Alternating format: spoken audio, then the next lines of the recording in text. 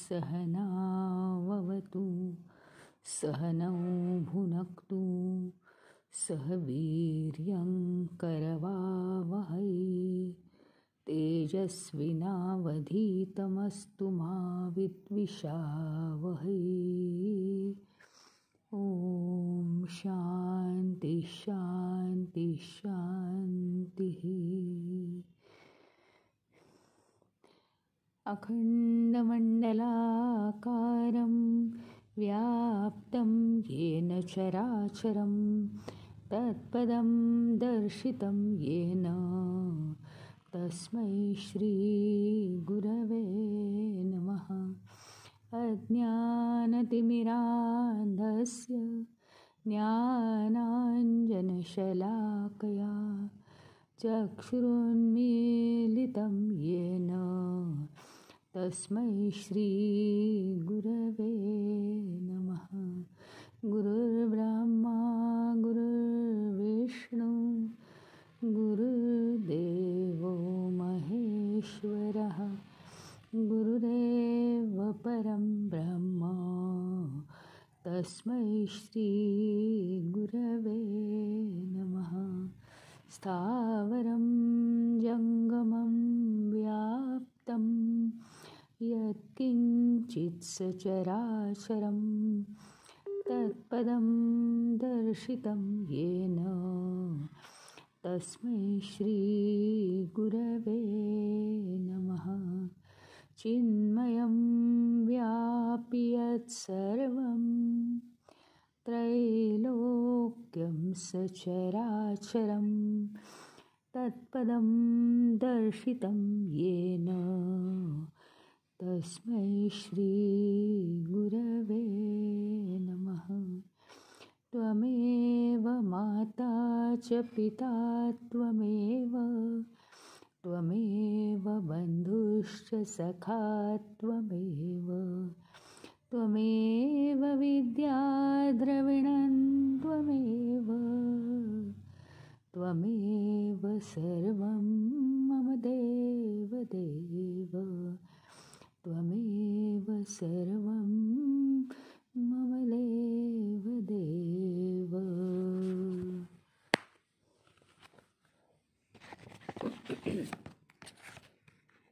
तर आपण इथपर्यंत आलो होतो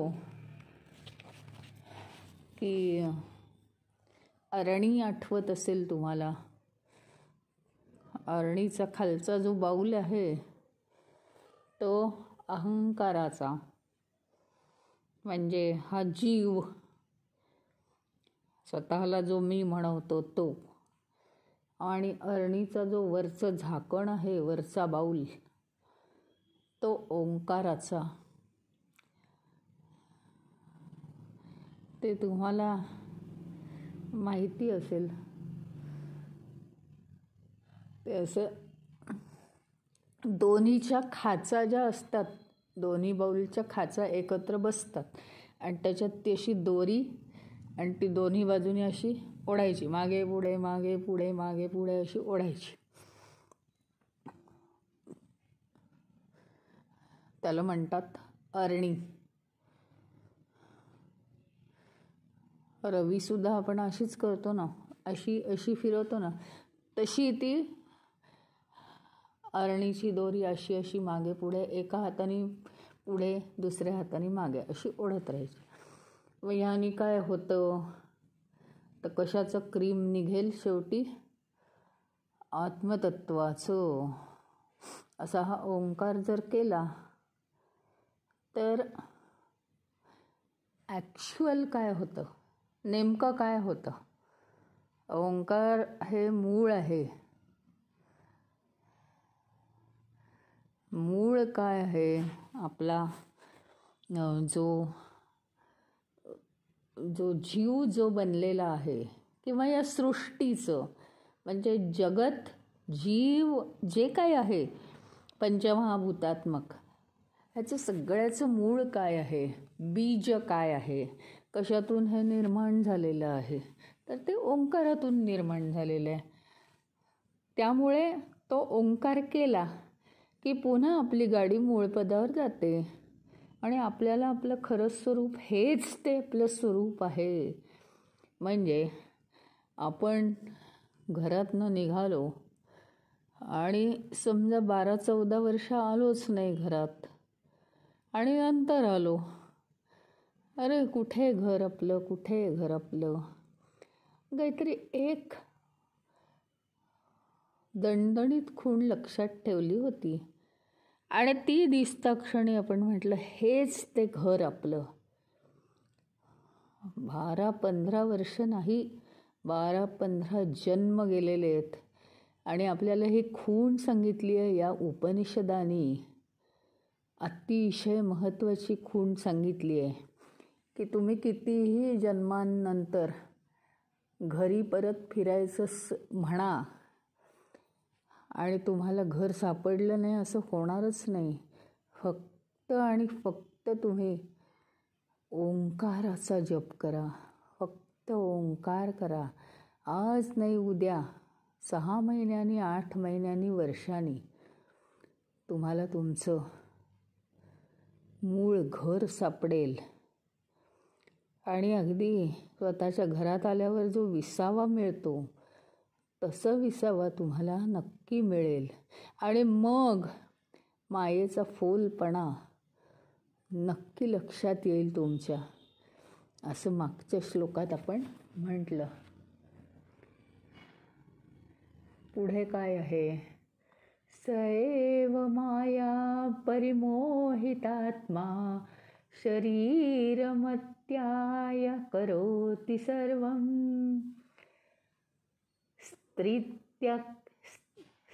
स्त्रियन्नमाना दिवी चित्रभोगै स एव जाग्रत परितृप्तिमेती. म्हणजे काय, नेमकं काय होतं हे सांगितलेलं आहे त्यांनी की तुम्हाला असं का तुमचं घर नीट सापडलं नाही, तुमचं मूळ ठिकाण तुम्हाला का सापडत नाही. तर ते तो जो ओंकारमय असा तो जो परमात्मा आहे, मूळ परमात्मा, ओंकाराचा नाद झाल्यामुळे काय झालं. म्हणजे बघा, आता सरबत आहे उदाहरणार्थ, जास्त काही लक्षात घ्यायलाच नको आपल्याला. त्याच्यात काय झालं,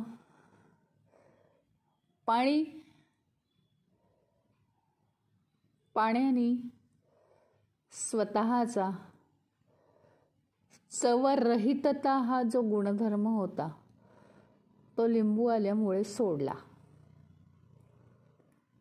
लिंबानी स्वतःचा अगदी झरझरीत आंबटपणा पाणी आणि साखर यांच्या मिश्रणाने कमी केला, सोडला. आणि साखरेचा गोडपणाचं रूपांतर सुद्धा आंबटपणात आणि घट्टपणाचं रूपांतर द्रवतेत झालं. साखर द्रवली, लिंबू गोड झालं आणि पाण्याला चव आली. याला काय म्हणतात माहिती का, फार चांगलं वाटतं की नाही सरबत, पण सगळ्यांनी ओरिजिनॅलिटी सोडली आणि त्याच्यामुळे पंचीकरण झालेलं आहे. ज्यावेळी ओंकार हे बीज असतं त्या बीजामध्ये पंचीकरण नसतं आणि या ओंकारामधून एकदा जीव निर्माण झाला की त्याचं काय होतं, पंचमहाभूतात्मक तो जीव आहे. नुसती पंचमहाभूतं तुम्हाला चालेल का हो, नुसतं आकाश, तुम्ही आता नुसत्या आकाशाचे बनलेले आहेत म्हणजे स्पेसच स्पेस. शरीरात काहीही नाही, नो अन्न, नथिंग, काही नाही आहे, स्पेस आहे शरीरात. सगळे नुसते अशा हवेत चालताना दिसत आहेत. तुम्हाला असं चालेल का? वायू आहे, फक्त सगळे वायूच आहेत शरीरात. असं चालेल का? फक्त अग्नी आहे, अग्नी तळपतोय, नाही, नाही चालणार. हा जीव तयार होण्यासाठी काय काय लागतं हे सगळं 5 महाभूत तुम्ही जेवढे जेवढे जन्म फिरून आलेले आहात, काय माहिती का? फक्त 5 महाभूत चालतील का?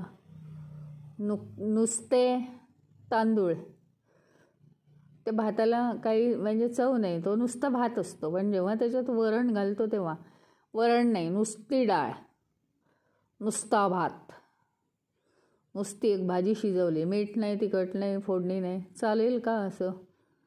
म्हणजे नुसती पंचमहाभूत पण एकत्र येऊन चालत नाही, त्याला सगळी फोडणी आहे ना. कशाची?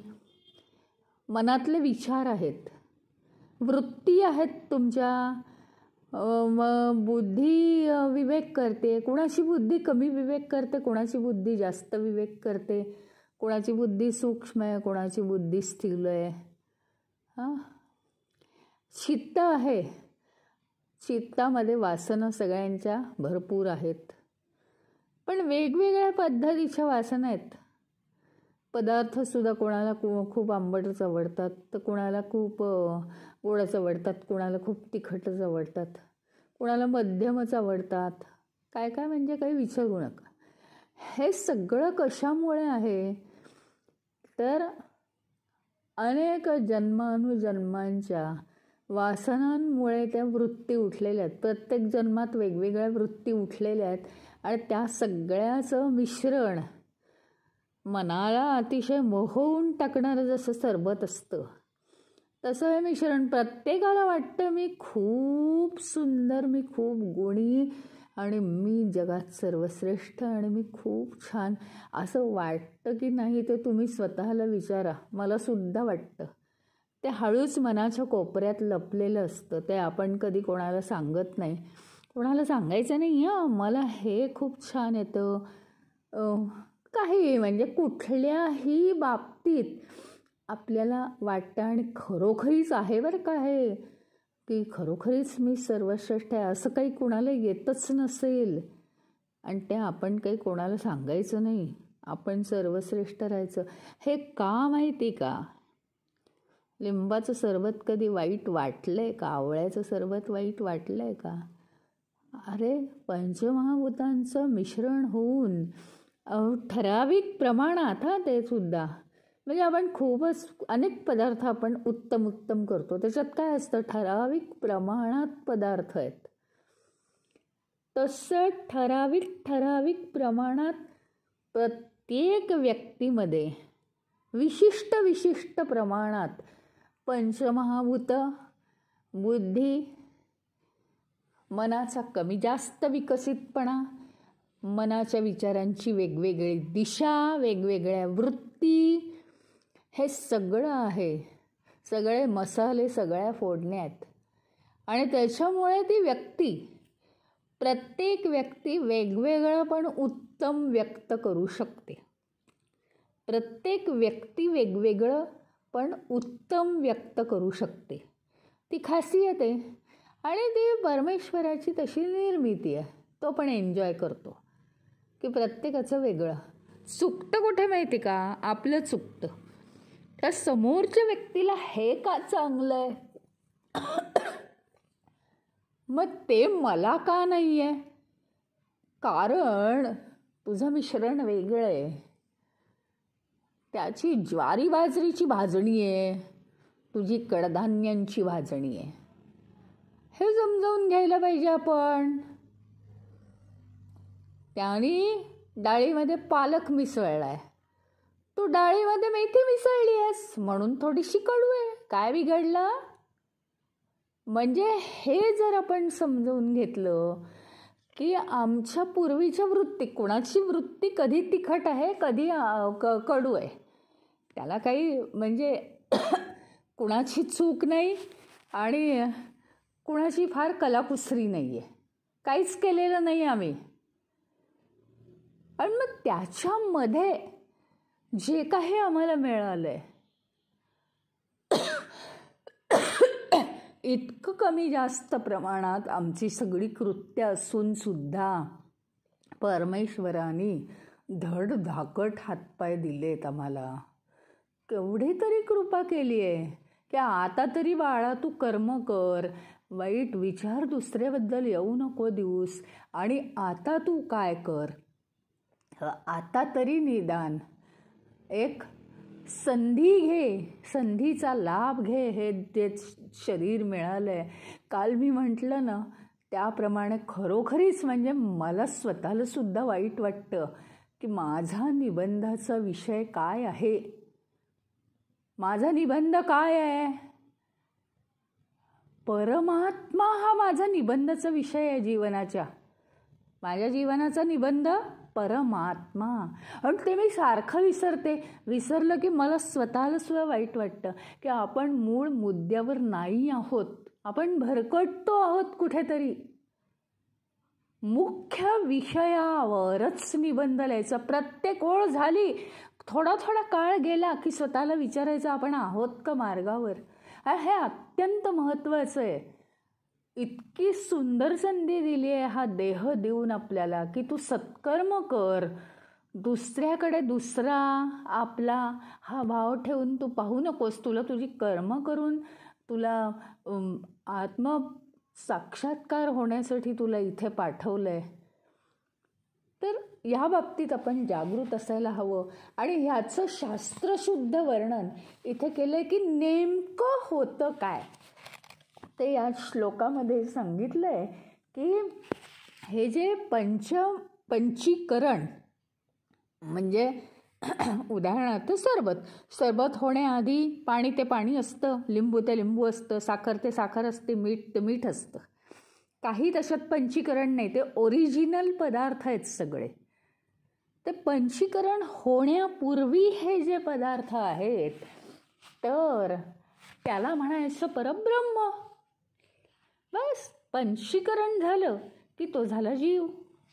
आता ते पंचीकरण होण्यापूर्वीचं जे परब्रह्म आहे, ओम केलं की सृष्टी तयार झाली, सृष्टीमध्ये जीव तयार झाले. तर ओम पासून जीव तयार झाले. आता जीवापासून ओमकडे जायचंय, मग त्याची आपल्याला हे माहिती पाहिजे ना की कसं जायचंय, त्याचा मॅप माहिती पाहिजे. मॅप माहिती होण्यासाठी आपण कुठून आलो आहे त्याची सगळ्याची आपल्याला माहिती पाहिजे. तर हे जे परब्रह्म आहे त्याला काय झालं, जीव झाल्याबरोबर पंचमहाभूतात्मक झालं ते. आणि ते परब्रह्म पंचमहाभूतात्मक त्यांनी स्वरूप प्राप्त केलं. तेच परब्रह्म बरं का. पंचमहाभूतात्मक स्वरूप प्राप्त केलेलं आहे. तुमचं कन्फ्युजन होईल. मग आम्ही जर पंचमहाभूतात्मक स्वरूप प्राप्त केलं आहे तर आम्हाला गरज काय आहे परब्रह्म प्राप्त करण्याची. आम्हीच परब्रह्म आहोत, आहातच. परंतु ते पंचमहाभूतात्मक परब्रह्म कोणाला म्हणायचं माहिती आहे? छोट्या निरागस बाळाला पाळण्यातल्या. ते पंचमहाभूतात्मक का आहे? तर त्याला देह प्राप्त झालाय म्हणून. आणि परब्रह्म का आहे? अजून त्यात ब्रह्माचे सगळे गुण आहेत. त्याला सृष्टीचं काही नाही आहे. का ते विनाकारण हसू शकतं? कारण सगळ्यात मोठं कारण आहे. मी बाहेर वावरत असताना काय होतं माहिती आहे का? हे काय आहे, ते काय आहे, हे मला हवं आहे का, ते हवं आहे का, ते कसं आहे, मी कसा आहे, मी सर्वश्रेष्ठ आहे, स्वतःला काहीतरी माझं हे सिद्ध करण्यासाठी काय होतं, मी जरी बाहेर वावरत असीन तरी मी आतमध्ये, माझ्या आतमध्ये मी नावाची कोणतरी शक्ती असते. ते छोटं बाळ आहे ना, त्याच्या आतमध्ये मी हे नाहीये, फक्त आहे हेच आहे. आणि म्हणून ते एवढं खळखळाट हसू शकतं, खळखळाट रडू शकतं, कारण मीपणाच नाही आहे तिथे. केवळ वृत्ती आहे, केवळ हसणं, केवळ रडणं. त्याचं ते रडणं सुद्धा आम्हाला अतिशय गोड वाटतं. काय डोळ्यात पाणी पण नाही, कसं खोटा खोटा रडतोय म्हणतो आम्ही. पण ते काय त्याचं नाटक नाही आहे, ते अगदी खळखळाटाने व्यक्त होणं. तिथे तो स्वतः नाही आहे, अहम वृत्ती नाही आहे तिथे, अजिबात नाही आहे तो स्वतः. त्याला म्हणायचं पंचमहाभूतात्मक परब्रह्म. आणि ते आम्ही नाही आहोत. त्याचं कारण हळूहळू आता काय झालं माहिती का, आम्ही पंचीकरण झालेलो आहोत. आम्ही होतो म्हणजे जीव तयार झाला, देह निर्माण झाला, पंचमहाभूतात्मक पंचमहाभूतांचा देह निर्माण झाला. त्याच्यात काही जन्मांचं पंचीकरण हे आहेच. परंतु आणखीन काय झालं, जसजसे आम्ही मोठे होतो आहोत तसं म्हणजे ही परमेश्वराची रचना आहे. नाहीतर आम्ही राहू शकतो का बघा, नाहीतर आम्ही राहू शकत नाही. मग एखादा जो ऑड असतो तो काय काय करतो, तो या मायेतून निघून वनात जातो, संन्यास घेतो, हो की नाही. पण आपल्याला तसं राहायचं नाही आहे.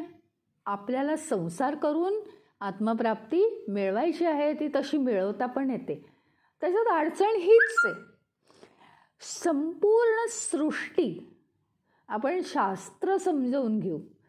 हे पहा, याच्यामध्ये 2 ओळीत हे दिलेलं आहे की तो परमात्मा, याच्या मागचं काहीच समजणार नाही. हे बघा, तो परमात्मा मायेने मोहित होतो आणि मग तो जीव तयार होतो,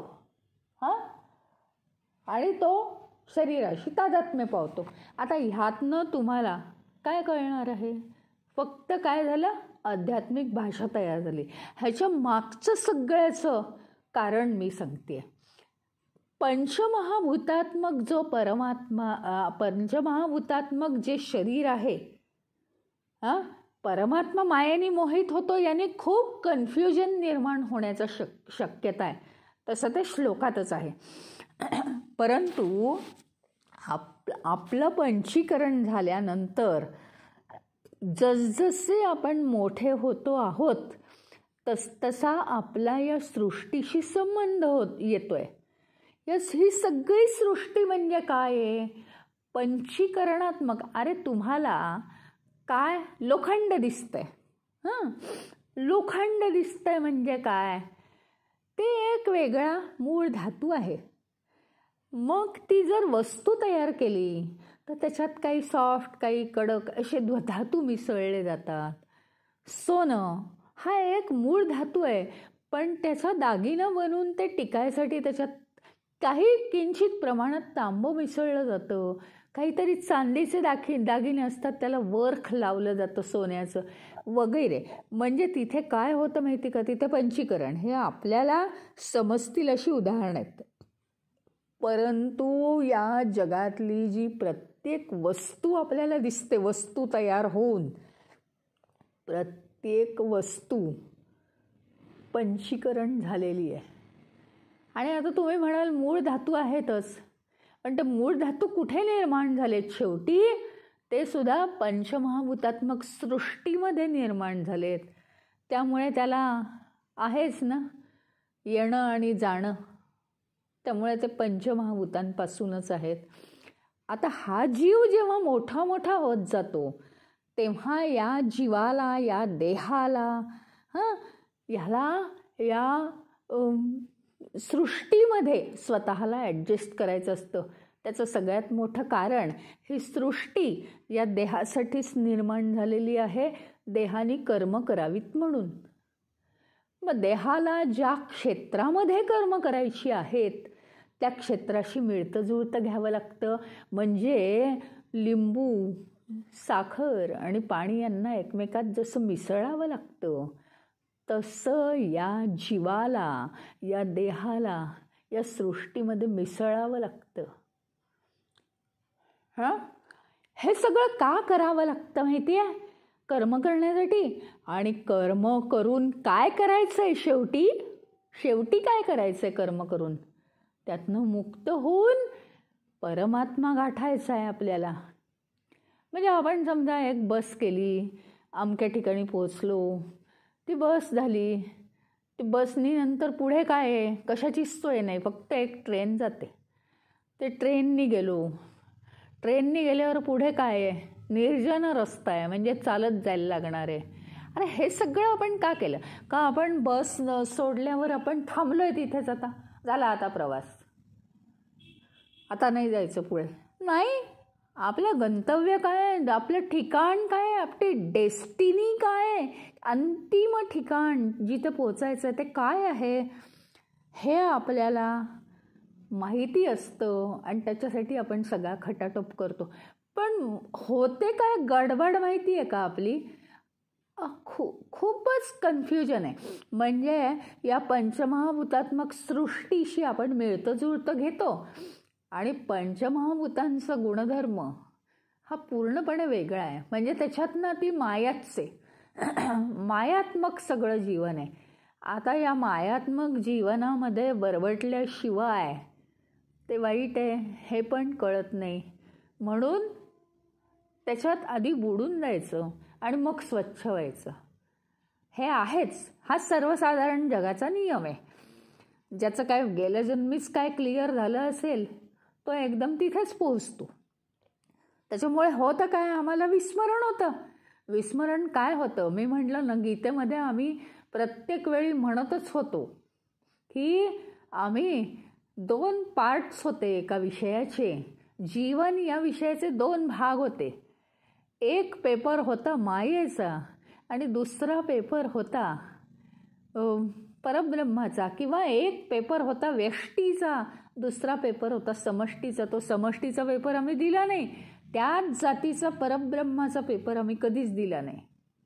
आणि म्हणून पुन्हा आम्हाला त्या देहनिर्मितीच्या वर्गात बसवलं जातं. पुन्हा आम्हाला जीवन मिळतं आहे, कारण तो पेपरच आम्ही देत नाही. अंतिमतः आम्ही त्याच्यात पासच होत नाही. म्हणजे काय झालं आहे की या मायेच्या जगामध्ये आपण विसरून जातो आहे की मी कोण आहे आणि मी कशासाठी आलो आहे आणि मला कुठे जायचं आहे. हा कर्मांचा प्रवास आम्ही बहुधा पूर्ण करतो.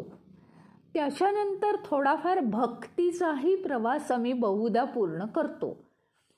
पण तिसरा जो प्रवास आहे पुढे आणखीन पोचवणारा, गंतव्यापर्यंत नेणारा, तो ज्ञानाचा प्रवास आहे.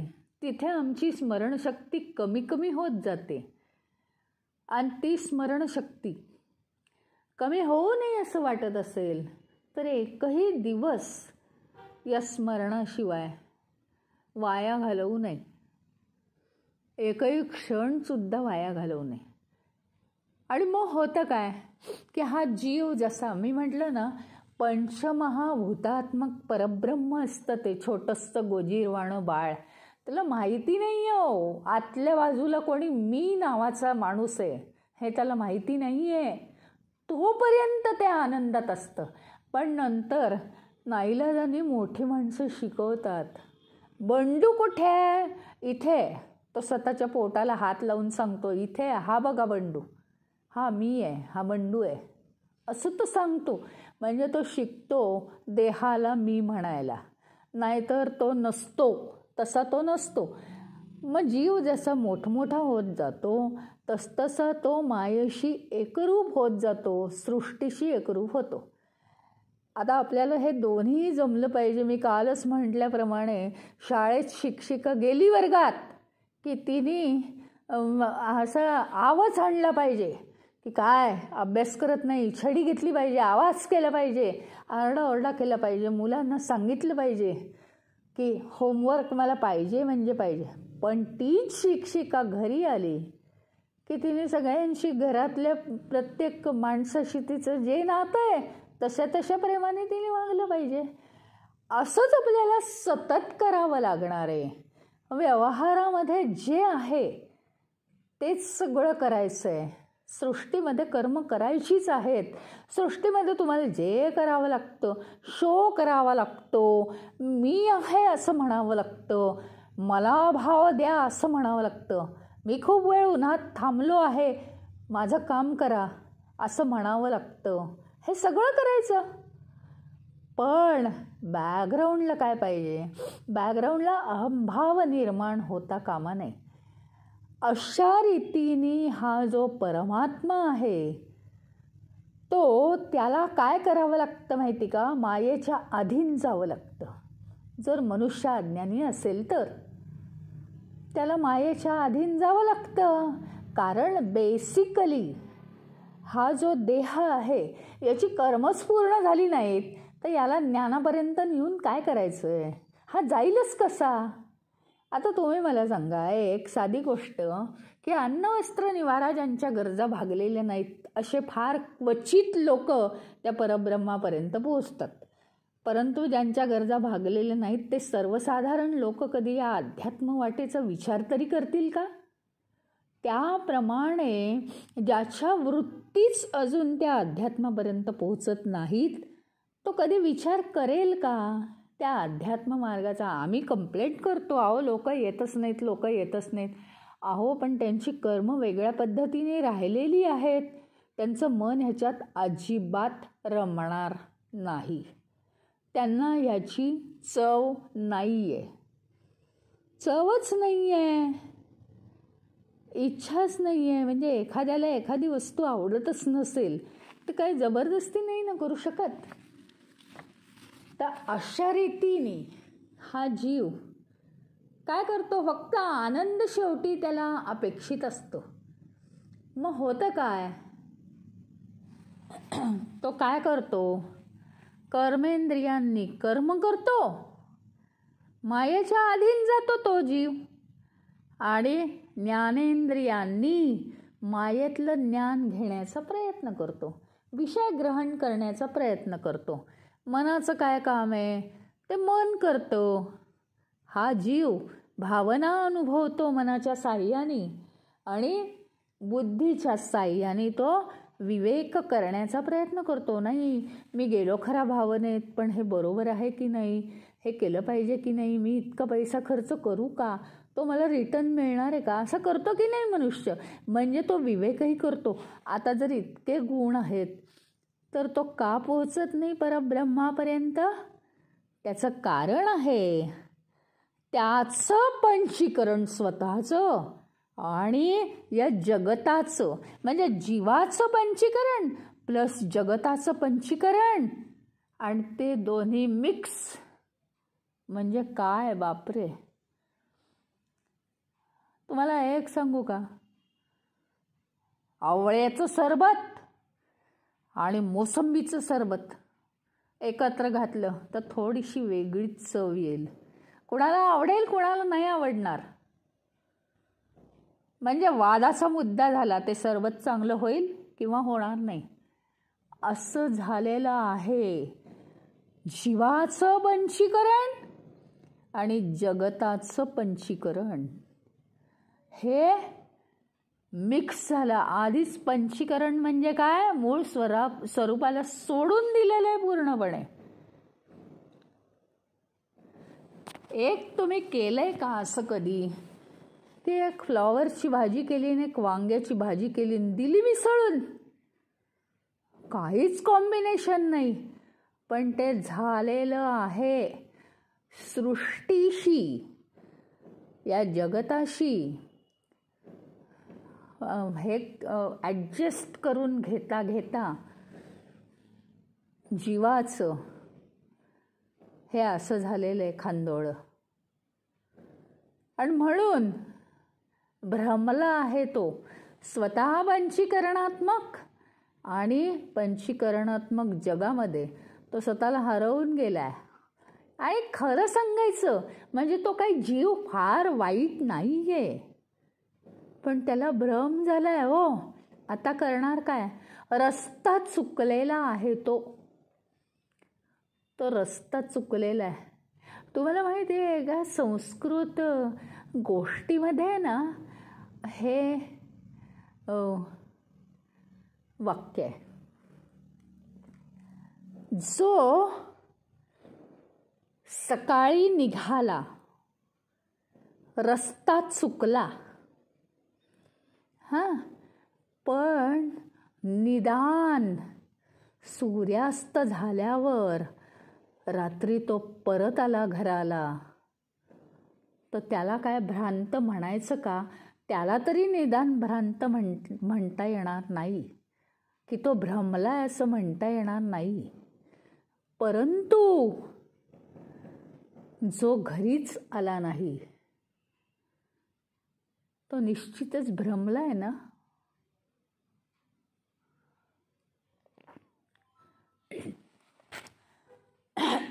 या जीवाची परिस्थिती ही अशी झाली आहे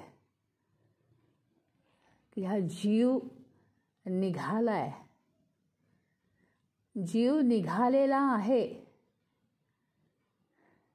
आणि तो भ्रमिष्ट होत होत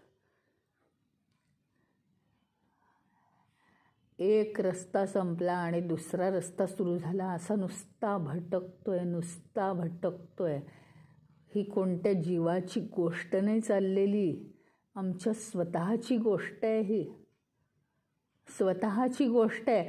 ज्या वेळी आपल्याला गोंधळात मन रमवावंसं वाटतं, दुसऱ्याचं काय चाललंय, माझं काय चाललंय, हे काय आहे, ते काय आहे, कर्मांमध्ये मन रमवा, नो डाऊट, त्याला करावंच लागतं.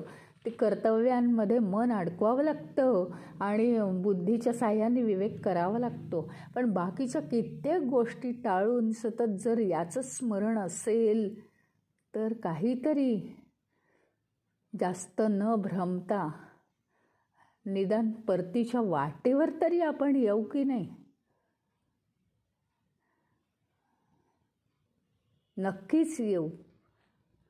आणि हे पंचीकरण हे कशाने कमी होतं माहिती आहे? परत विवेकानंदांचं वाक्य आठवा, जे आत आहे ते बाहेर आहे. या वाक्याने मला आयुष्यभर पुढे नेलं आहे बरं का. जे आत आहे ते बाहेर आहे आणि जे बाहेर आहे ते आत आहे.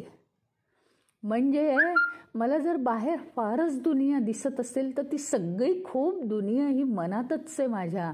म्हणजे जर बाहेरचं पंचीकरणात्मक गोष्टींशी माझा जर संपर्क कमी करायचा असेल, अरे कामापुरता आपण डॉक्टरकडे रोज जातो का? डॉक्टर खूप चांगल्या स्वभावाचा आहे म्हणून रोज जातो डॉक्टरकडे, गप्पा मारतो नाही. काहीतरी अडचण आली, बरं नसलं तरच जातो ना. नको आता खूप दिवसात भेटलो नाही, आता सर्दीच झाली आहे, फक्त जाऊन येऊ, तेवढ्याच गप्पा गोष्टी तरी होतील, असं नाही ना करत. पण मायेमध्ये आपल्याला काय करायचं आहे? जाऊन आपली कर्म तर करायची आहेत. आता तुम्हाला हे करायचं असेल, काय म्हणतात त्याला, तुम्हाला कुठे प्रवासाला जायचं आहे, तुम्हाला बुकिंग करायचं आहे. तुम्ही काय, अरे वा आम्हाला ना प्रवासाचं बुकिंग करायला रोज आवडतं, मग ते काय बुकिंग खिडकीवर काय तुम्ही रोज जाऊन येता? अरे आवडतं म्हणून काय झालं, मग काय रोज जाता आणि गप्पा मारता त्याच्याशी कारण तो तुम्हाला आवडण्याचं काम करतोय म्हणून नाही. म्हणजे जर मायेमध्ये जाऊन आमची कर्तव्य कर्म पूर्ण करायची आहेत, प्रत्येकच गोष्ट आम्हाला पूर्ण करायची आहे, ती कर्तव्य करण्यासाठीच तर आम्ही आलेलो आहोत. का मायेमध्ये बुडायचं आहे जाऊन रोज? म्हणजे काहीतरी करायला गेलं आणि तिथल्या मोहातच जाऊन बुडून गेलं? अजिबातच नाही, काहीच जरूर नाही. मग हे कमी कधी होणार माहिती का? ज्यावेळी माझ्या अंतःकरणात ज्ञान प्राप्त होईल, म्हणजे माझ्या आतलं जे पंचीकरण झालेलं आहे ते पंचीकरण जीवाचं कमी कमी कमी होत गेलं पाहिजे. पंचीकरण कशा कशाचं पंचीकरण होतं? मुख्यतः आमच्या वृत्ती. हे बघा, जर ओंकाराची अरणीचं झाकण वर नसेल तर काय होतं मी तुम्हाला सांगते. की बुद्धीपर्यंतच आपण पोहोचतो. आणि बुद्धी विवेक कशाचा करते माहिती आहे का तुम्हाला? मनात जे विचार येतात त्याचा विवेक करते बुद्धी. एकदम आकाशातलं काहीतरी पडून त्याच्यावर बुद्धी विवेक नाही करत. दुसरी महत्त्वाची गोष्ट, अहो लोणी तरी कशाचं निघेल? पाण्याचं निघेल का कधी लोणी? तेलाचं निघेल का लोणी? सांगा ना मला तुम्ही. लोणी तरी कशाचं निघेल? कुठलं तेल, द्रवपदार्थाचं, इतर कुठल्या द्रवपदार्थाचं लोणी निघेल का? ते फक्त दुधाचं आणि क्रीमी दुधाचं लोणी निघेल. आहे का आतमध्ये आपल्या क्रीम? तर ते परब्रह्म प्राप्त होईल. मग आपल्या आतली ही जी पंचमहाभूतांची आरणी आहे त्याच्यात एंड कसला आहे माहिती का? फक्त बुद्धीचं एंड आहे. आणि ती बुद्धी काय करते? विवेक करते. विवेक कशाचा करते? तिला काहीतरी खाद्य पाहिजे ना विवेक करायला. काहीतरी गोष्टी पाहिजेत की नकोत विवेक करायला? मनात आलेल्या विचारांचा विवेक. मनात विचार आला, हां मला हे काम करायचं आहे उद्या, त्याचा विवेक. नाही पण उद्या जमणार आहे का? बाकीची काही कामं आहेत का? नको नको उद्या नको जायला, उद्या गर्दी असेल तिथे. म्हणजे हा विवेक आहे. म्हणजे मनात येणाऱ्या विचारांचा विवेक करते बुद्धी आणि ठरवते आणि मनाला सांगते हे असं असं तुला करायचं आहे. मग ते मन ज्ञानेंद्रियन कर्मेंद्रियन वाटे करून घेतं. हे सगळं चालतं. म्हणजे आपली बुद्धी ही आपल्याला जरी सर्वश्रेष्ठ वाटली तरी त्याच्यात जर मनामध्ये विचार या मायासृष्टीचे असतील तर बुद्धीसुद्धा तोच विवेक करते. फक्त ती परब्रह्माचा विवेक करणार नाही आहे. त्याच्यासाठी मनात आपल्याला परब्रह्मयुक्त विचार आधी घालावे लागतील. मग आपल्या आतमध्ये कशाची घुसळ चालली आहे माहिती का? जे मंथन चाललेलं आहे ते संपूर्ण मायारूपी सृष्टीचं मंथन चाललेलं आहे. संपूर्ण मायारूपी सृष्टी त्याचं मंथन चालू आहे. आणि ते कितीही तुम्ही घुसळा त्याचं क्रीम हे या सृष्टीपुरतंच. म्हणजे तेवढा तेवढा आनंद, थोडं थोडं थोडं थोडं क्रीम येतो. ते खाऊन टाकलं की संपलं क्रीम. तुपापर्यंत गोष्ट जात नाही. हे तुम्हाला सांगते. असं क्रीम हवं असेल की ज्याचं तुप्पच निघेल, साजूक लोणकडी तूप, ते जर हवं असेल तर मार्ग दुसरा आहे. मग परब्रह्मयुक्त विचार आपल्याला आपल्या मनात घोळवले पाहिजेत. मग त्याचे अनेक मार्ग आपल्याला माहिती आहेत. त्या मार्गांनी जायचं. मग बुद्धी त्याचा विवेक करेल. पण नुसती बुद्धी विवेक करून काय करेल? त्यात काहीच करायचं नाही. जसं या मायारूपी दुनियेत आपल्याला करायचं आहे तसं त्याच्यात काही करायचं नाही. परब्रह्म मला हवं आहे, मला परब्रह्म प्राप्त केलं पाहिजे असा काही विवेक करायचा नाही आहे. ते कसं प्राप्त होईल? बुद्धीचं काम इथे संपलेलं आहे की त्या मार्गाने जायचं आहे. बुद्धी ह्याच्या पलीकडे करू शकत नाही. मग काय केलं पाहिजे? तिथे बुद्धीच्या वर असलेलं अतिशय सुंदर असं आपल्याला इथे सोल्युशन दिलेलं आहे की ओंकाराचं झाकण करा त्या अरणीला आणि ओंकार घुसळा. आणि तो ओंकार कुठून येतो? नाभीपासून येतो. मागेच सांगितलं ना की विठ्ठलाने कमरेवर हात ठेवलेत, बस एवढाच संसार आहे, एवढा संसार सागर आहे. अरे तुम्ही चालत जाल, काय तरुण जाता येईल का? तरुण जाता येईल का? पोहून जायचंच नाही आहे. काय तरायचं आहे त्याच्यात? तुम्ही जर समजलात की आपण बुडणार नाही आहोत, तर तुम्ही पोहणार नाही, काही नाही, काही नाही.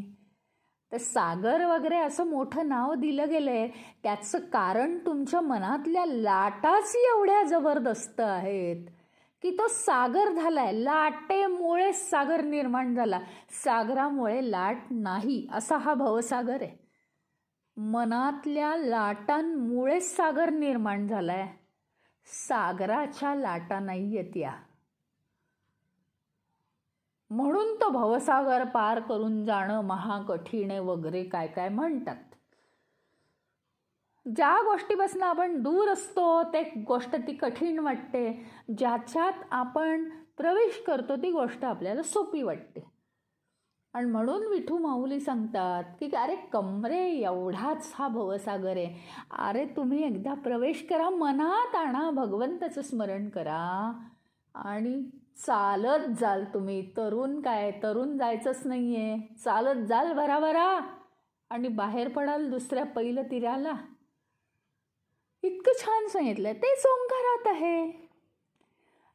कुठे आपल्या वृत्ती तयार होतात, मागच्याही पाठामध्ये आपण ऐकलं, कुठे वृत्ती तयार होतात.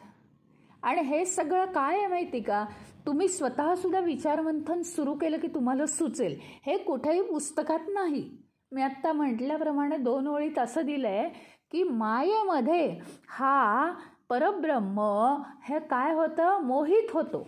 यातनं तुम्हाला काहीही समजणार नाही. पण विचार केलात ना तुम्ही स्वतः की तुम्हाला सुद्धा स्वतःला सगळं हे सुचायला लागेल की कुठे वृत्ती तयार होतात. अगदी काही झालं की आपल्याला काय वाटतं, अगदी मनापासून म्हणजे काय, मनापासून म्हणजे काय, पोटतिडकीनी वाटतं. म्हणजे नाभीमध्ये वृत्ती तयार होतात. शास्त्र आहे, संपूर्ण जीवशास्त्र आहे, बायोलॉजी, की नाभीमध्ये वृत्ती तयार होतात. त्या वृत्ती अतिशय वाईट जन्मानुजन्म भोगावे लागतात. निरर्थक वृत्ती कितीतरी निर्माण होतात. आणि जी कर्म व्हायची आहेत त्या वृत्ती आहे ना, न होता सुद्धा कर्म होतात. हे शास्त्रांनी सिद्ध केलं आहे. सकाळी उठल्यावर दात घासायचे, हा काय विचार करावा लागतो, वृत्ती यावी लागते मनात.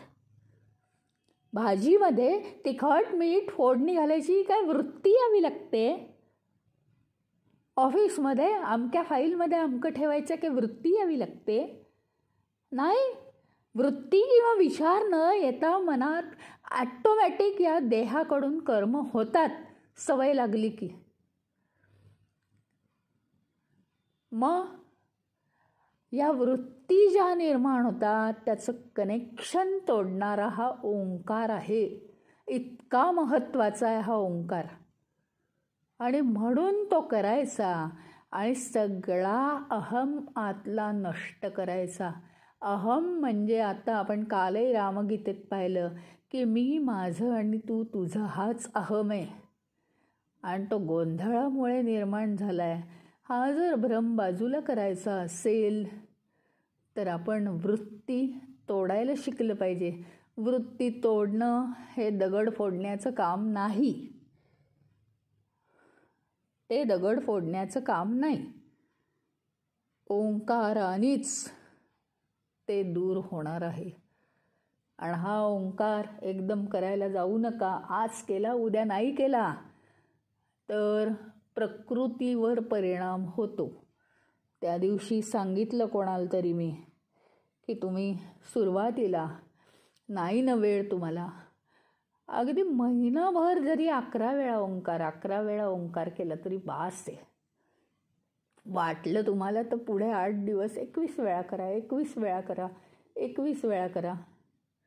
एकदम उगीच 108 वेळा आज केलं, उद्या वेळच नाही, काय करणार. आमच्या घरात लग्नच होतं, काय करणार, कसं शक्य आहे. अरे मग चालूच कशाला गेलं 108 वेळा. त्याचा देहावर, शरीरावर, प्रकृतीवर परिणाम होईल. तसं ते करू नका. ते जितका चांगला आहे तो ओंकार तितकं त्याचं फार अति कमी जास्त झालं तर काहीतरी दुष्परिणाम होतील, म्हणून तो बेताबेतानीच करत राहा. जितकं शक्य आहे 5 वेळा करा, 10 वेळा करा, असं करा. पण अतिशय महत्त्वाचं आहे. आणि अजूनसुद्धा याच्यावर पुढच्या वेळी आपण विचार करू. मग हा जो हे आहे परब्रह्म, मायेशी तो एकरूप झाला आहे, मायेने मोहित झाला आहे. आणि तोच परब्रह्म मुळी ते म्हणतात की तो हे करतो, सगळे भोग भोगतो. याने कन्फ्युजन होण्याचं खूप हे आहे, प्रश्न खूपच कन्फ्युजन होऊ शकतो. परब्रह्म भोग भोगतो म्हटल्यावर काही राहिलंच नाही मग आता. आणि म्हणून शब्दांप्रमाणे, श्लोकाच्या शब्दांप्रमाणे जायचं नाही, तर रीडिंग बिटवीन द लाईन्स करायचं आहे आपल्याला. त्यामुळे ते पुस्तकात सापडणं महाकठीण आहे. श्लोकावरूनच ते समजवून घ्यावं लागेल. पुढचा भाग आपण उद्या बघू.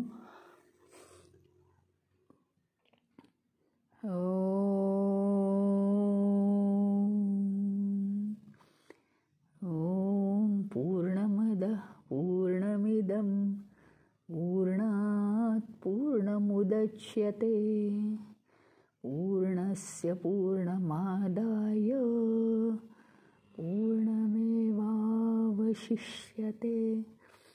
ओम शांती शांती शांती. हरि ओम. श्री गुरुभ्यो नमः. हरि ओम.